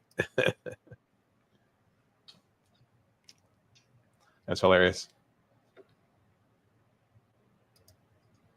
Here we go. Here's Amy's kimchi recipe. 5 days. Okay. Interesting. These are the things I will attempt when I retire from teaching. Yeah. These are not the things I have the energy to attempt now. So you store it 5 days in a cool place and then put it in the fridge. So you don't put it in the fridge right away. You let it sit out. Probably room temperature, I'm guessing, but as long as it's relatively cool. Yeah.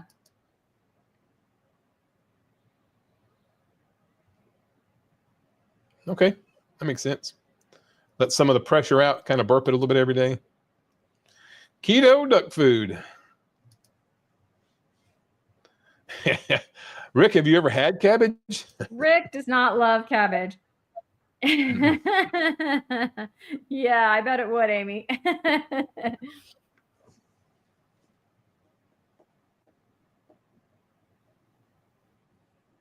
Well, that's cool.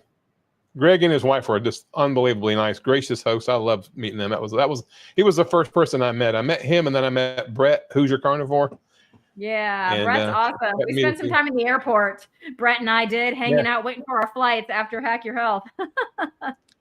I'm gonna let you in on a little secret. I met Brett in Indianapolis, and we were filming a video together, and we were out there talking, and I was gonna try to see how many push-ups I could do in a minute. I was trying to impress Brett because he knew I was back then, I was all about the push-ups. And I was trying to get 45 in a minute or whatever. And I got to about 42 and I didn't think I was going to make it. So I really strained. 43 and then 44. And as I tried the 45th push-up, I went into AFib. Oh, and I've been no. I've been in AFib from then to now. Oh. I never told Brett that because I didn't want him, it had nothing to do with him. It was me trying to be a show off, but that's when I went into AFib. And a week later I was in the hospital. That's when I had that problem when I was in Kansas. Wow. But I don't know. I think Brett, I'm still friends with Brett on Facebook, and I see he and his family post a lot of stuff, some vacations they've been on. But I don't know that he's doing carnivore anymore. I know he's not doing his channel a whole lot anymore. But wish him the best. He was a fantastic human being. I love him to death. Yeah. Brian is in Mason City, Iowa, and moved to Nebraska. I live in Arkansas now. There you go. I started as dirty keto, went clean keto, then ketovore, then carnivore. Well, that's the natural progression there, Papa Carnivore. Yeah. That's like me, Peter. My progression too. Yeah, exactly. Ketovore stage. Yeah. Part Indian's in the ketovore stage. I wish I had the discipline to do that. I have to abstain. I'm just, I'm glad I never started drinking or smoking or anything like that because I don't know that I would be able to move away from that.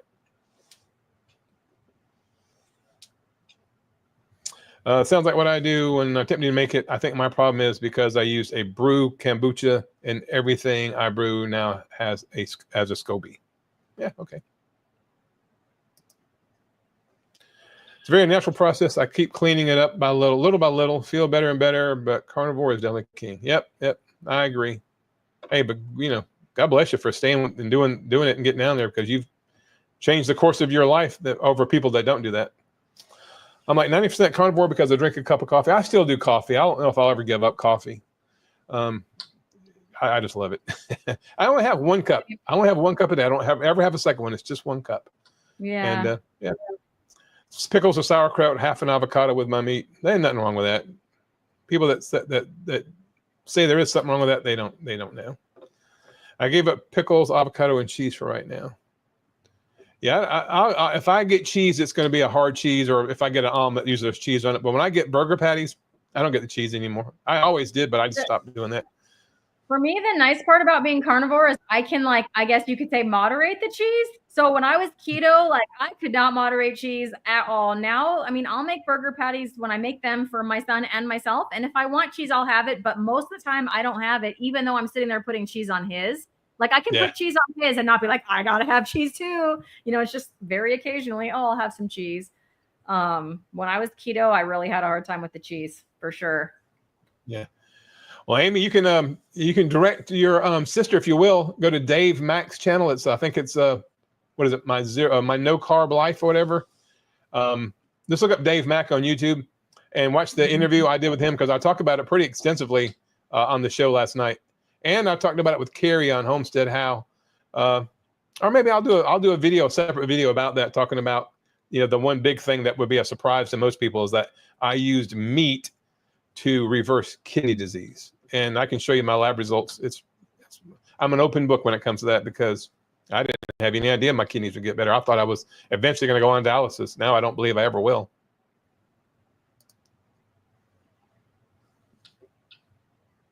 Yeah, it's amazing. And it's funny, my father is still alive. My dad, he's 82 years old.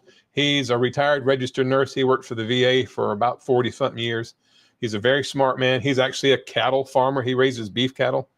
And I talked to him about doing my diet, and he said he can't do it because he's got kidney issues. And I said, well, Dad, I completely reversed my kidney issues. He said, yeah, but too much protein is bad for your kidneys. It's just dogma that they've heard for all these years, and here he is, a cattle farmer. And but he loves his bread and his Coke and all that stuff. But he's 82 and he's still doing pretty well, actually. But he won't even. And like I told him, I said, Dad, you eat as much meat as I do. I just don't eat the bun and the ketchup and on the French fries. You're not eating less meat than me. You're eating all the other stuff that I'm not eating. Yeah. But you can lead a horse to water, but you can't make him drink. True. Josephine, thank you for joining us. If you're still here, appreciate you. That was Bye. awesome. I think you can search his interviews by topic, and then you can show your sister some of them. Yeah, great. I was in Rush's channel too last night. That was me. Oh yeah, I did see. I don't remember if I commented or not, but I fell asleep in the middle of it. I woke up, it was over. Recently, I was talking to some sick old man, Fresco. When he told me he was 59, I was in shock. He was even more shocked when I told him I was 57. Yeah, Rick, you got a full thick head of black hair, no excess body fat.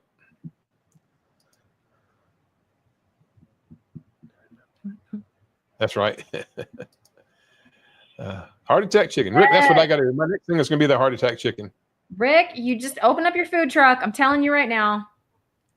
How much money can Rick make doing that, you know? Yeah, I'm telling you, Rick. That and tours of his 1980s memorabilia. Exactly. The phone, the dial-up phone that still works. Yes. The microphone. Yeah. I love it. I haven't been on a live stream with Rick in a while. We need to do that, Rick, because it's awesome. Hey, did you see where Rick had a live stream 2 or 3 weeks ago, like 9.5 hours long? Oh, he's going long. I know he goes on Saturday. I usually kind of pop in and out of Rick's Saturday live stream. I went on there and commented before I started my shift at work, and then when I got off my shift, he was still on, so I commented. Whoa. So I had to comment before I started my work, and then after he was still going. I couldn't believe it. Wow. Yeah, the king of the solo live stream. Good for Rick. Maybe she will listen to Dr. Peter Cutler. That's a great any of these physicians that you can find that talk about this, and they all do. Dr. Barry, I mean, they all talk about this. It's not, you know, the information's out there. The person has to be receptive to hear it, unfortunately. And I'm here to tell you, dialysis. My mom was on dialysis for a year before she died. That's a miserable way to live. Monday, Wednesday, Friday, or Tuesday, Thursday, Saturday, you're going to spend your whole day. And then when my mom would get through with dialysis, she was exhausted. It would just wear her out. And the last year of her life was just centered around dialysis. She's going to check out that doctor. My brother and sister are both physicians and won't listen to me. They are both obese, diabetic, high BP on insulin and Ozempic, and they think I'm going to kill myself. Yeah, that's the head scratcher there, Papa Carnivore. I agree. My doctor, even though he was very receptive of me doing carnivore, and he told me to continue to do it, he wanted me to continue to do it because he sees all the improvements I've made. He could stand to do it himself because he's got a big old belly, and he and I are this almost the exact same age, and he is not in good health. But yet he's seen me because I've seen him 3 times in the last year, and he's seen the improvements that I've had, and he wants me to continue to do it. He has no interest in doing it himself. He'll just take the pills.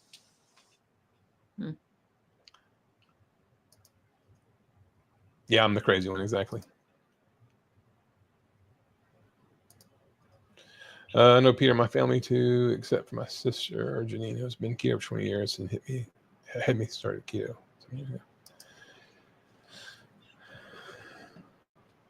Yeah, my liver enzymes, my fatty liver disease was gone.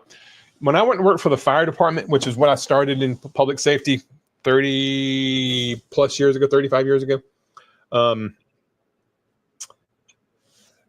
we had a physical every year, and we'd go and get our blood work drawn. And they would always send a letter to my captain telling my captain to have a talk with me about all the alcohol I was drinking. I was drinking too much alcohol. And I don't drink. I've never drank. I don't drink alcohol. I've had a beer 3 or 4 times in my life, but that's it. I don't drink. And so they would call me in and counsel me about all the alcohol I was drinking. And I said, I don't know what you guys were talking about. I don't drink alcohol. Other guys here do. I don't touch it. I drink soda, but I don't drink alcohol. Well, come to find out, this is when they realized that you could get a fatty liver from some things other than alcohol, high carbohydrate foods, the non-alcoholic fatty liver disease. And they were assuming that I was an alcoholic, and I didn't even drink, but it was because of the terrible, the honey buns and the cookies and all the stuff I was eating that was causing my liver to be fatty. And my liver enzymes, everything is dead. Where it says normal, mine's dead center in the middle of normal. So completely reversed non-alcoholic fatty liver disease as well. Take no meds except for my thyroid. Great too, Peter. I did a fast, Cristie. I did a fast 4 4th of July was a Friday, and that's the day I broke my fast. I did my first ever 100-hour fast. I ate breakfast that Monday. I finished at 8 o'clock, and then I didn't eat again until Friday, 12 o'clock. So I went 100 hours. And Wow. I've done 72-hour fast in the past, but the last 24 hours was kind of tough. Yeah. But I made it through it. I lost 7 You pounds, and know, the next day put 4 of them back on. yeah, that's how fasting goes. I don't fast well, but I did do a 5-day fat fast. So there's some people doing some fat fasts right now, Kelly Hogan and Serena. So I'm like, I think I'm gonna do a fat fast. So I did for 5 days. I've done a 3-day one before. That's about as long as I can do. Got to have protein after that. Yeah. Didn't lose any weight. But I always feel pretty good on a fat fast because the ketones go up. These are things I don't measure. Like I have a keto mojo and I don't like the finger prick. We were talking about on Lioness last night. I'm like, it hurts. I'm a baby. I can't do it. When I got down to 225 about a year ago, when I got down to the smallest I'd been, and my BMI was still 27 or 28, whatever it was, 29. But that was the smallest I'd been in a while. I was ravenously hungry, but I didn't gain any weight. But I would eat 2 or 3 times a day, and I would eat. And then that's kind of where I'm at now. I did that fast just to see if I could do it. But I've gotten to where now I'm doing the whole intuitive eating. If I'm hungry, I'm going to eat. I'm not going to deny myself. I'll fix me some burger patties or a couple of the Brian uncured hot dogs. I get those, throw them in the air fryer. I don't let myself be hungry because that's the recipe for disaster. Yeah. And then sometimes I might go 2 days and I don't eat just because I'm not hungry at all. But if I'm really active and I'm out there working out and working hard at work, if I'm hungry, I'm going to eat. I'm not going to starve myself unless I'm doing a fast for a video.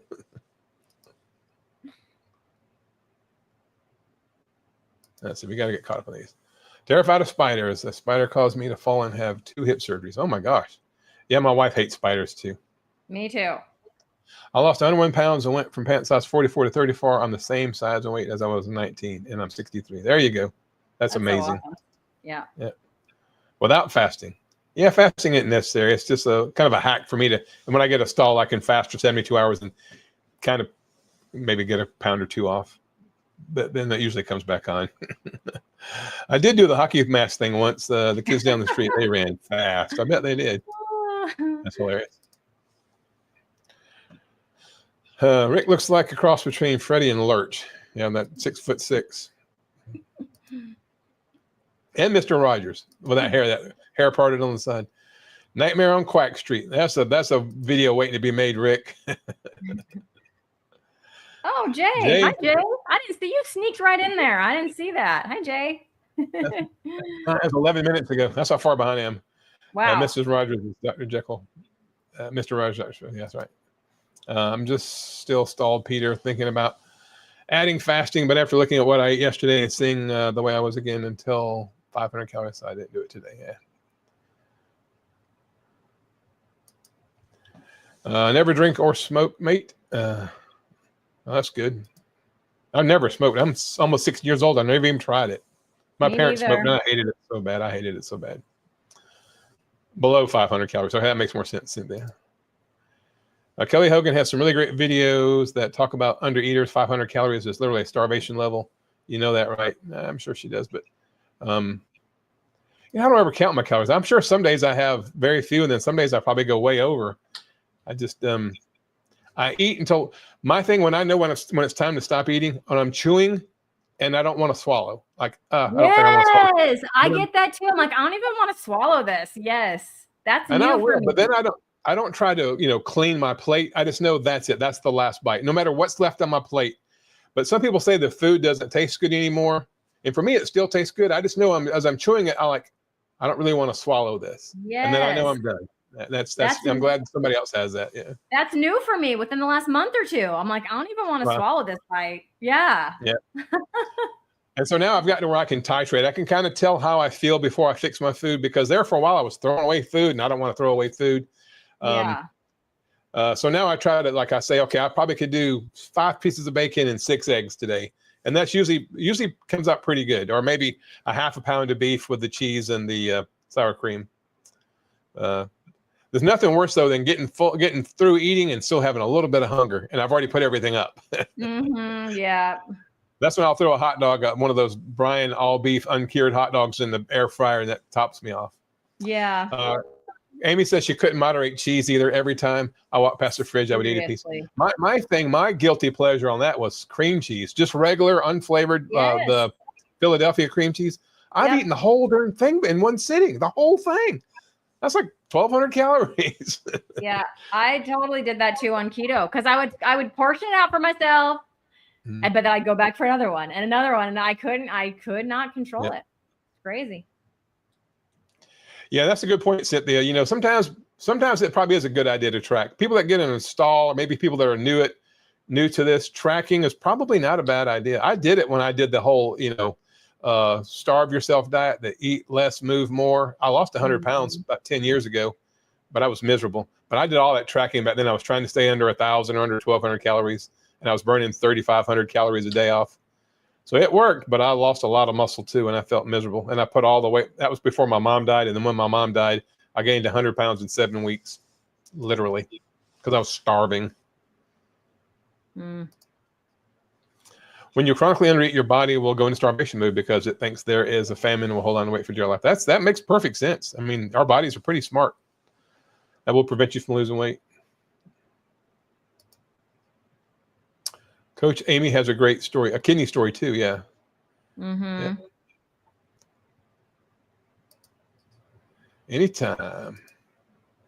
My sister-in-law died from not. Yeah, that's what I've been seeing a lot lately. These young people, that's all that's wrong with them. It's fatty liver, non-alcohol. They're not alcoholics, and when they're going to complete liver failure, everything shuts down. I took a lady, probably about 4 months ago now. She was 38 years old, had 4 children, and died of non-alcoholic fatty liver disease. We took her home, and she died the next day. Wow. Seed and oil. kids are getting that now, and I can pick them out. I can pick them out in my classroom. You know, isn't that terrible? Terrible. Well, Rick, they weren't for me for a long time. For breakfast, Rick. My students eat them every day because that's what they're fed at school for school breakfast. Yep. Another quick anecdote. My mom, when she was going through chemotherapy, now everybody in this community knows or should know or probably does know that cancer's favorite food is sugar. My mom's sitting there getting her chemotherapy at the chemotherapy place, and all these people are lined up getting chemotherapy. Guess what they bring out there and serve them? Donuts, honey buns, and orange juice every day. And if I know that cancer's favorite food is sugar, why does the oncologist not know that? And they had all kinds of muffins and all kinds of stuff just laid out everywhere for these cancer patients to eat while they're getting their chemotherapy. So frustrating. My cholesterol and liver enzymes were horrible when I was vegan. I was only in my early 30s at the time. When I saw that, I was PO'd, ate some meat. That was the end of that. Yeah, Cynthia, I get it. I completely get that. My blood work a few months ago was amazing. Trig 60. Yeah, my triglycerides were 70 last time. My HDL was 39. I don't know how to get my HDL up. I'm working out. I'm eating all the right stuff. My HDL stays chronically low. For me, I'm 5.2. I had the same thing, Papa Carnivore, 5.2. I don't remember what my vitamin D was. My BP was pretty close to that. But my LDL is always low. And they say that low LDL cholesterol is associated with the shorter lifespan.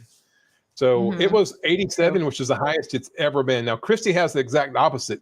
She's a lean mass hyper responder. So hers will go to 800. I would like to get mine to 100. Just to 100, I'll be satisfied. 87 was what it was last time. That's the highest it's ever been. Anyway, food for thought. But thanks for sharing your blood work. That's amazing. This is a thyroid bed for 175. Oh, wow. Yeah. First time it's ever reduced. 25 years. Wow, that's amazing. Wow.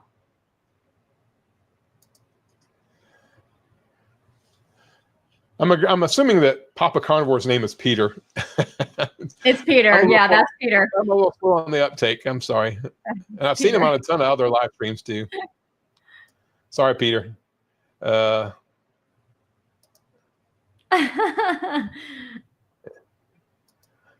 laughing at that. Josephine's back. Yep, we're still here, Josephine. And we're still here.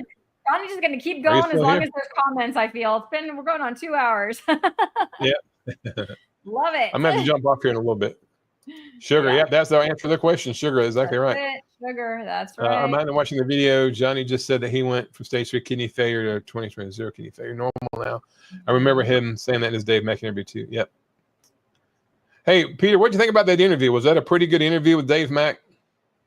Even my wife thought it was pretty good.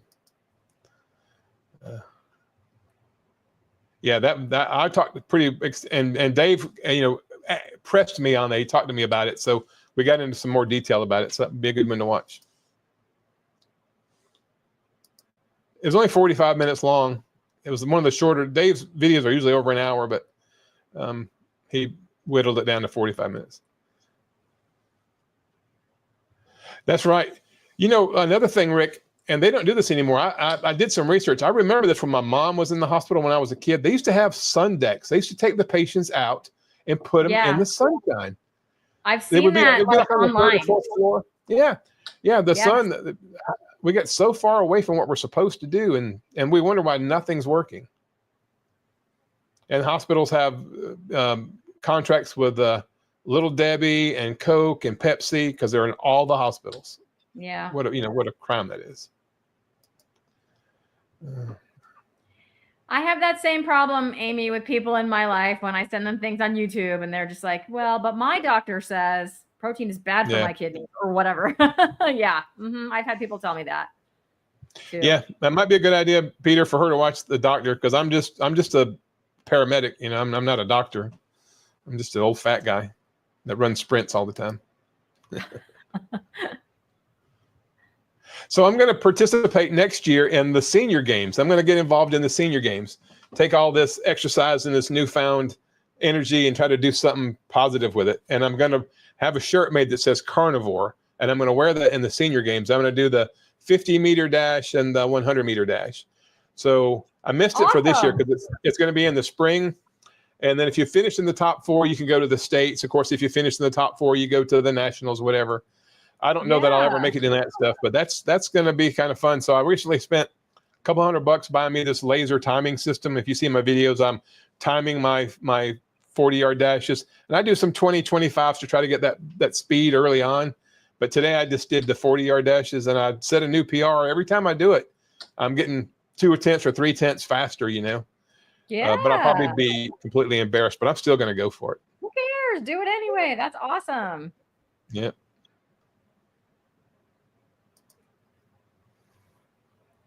Oh, thank you, Amy. I appreciate that.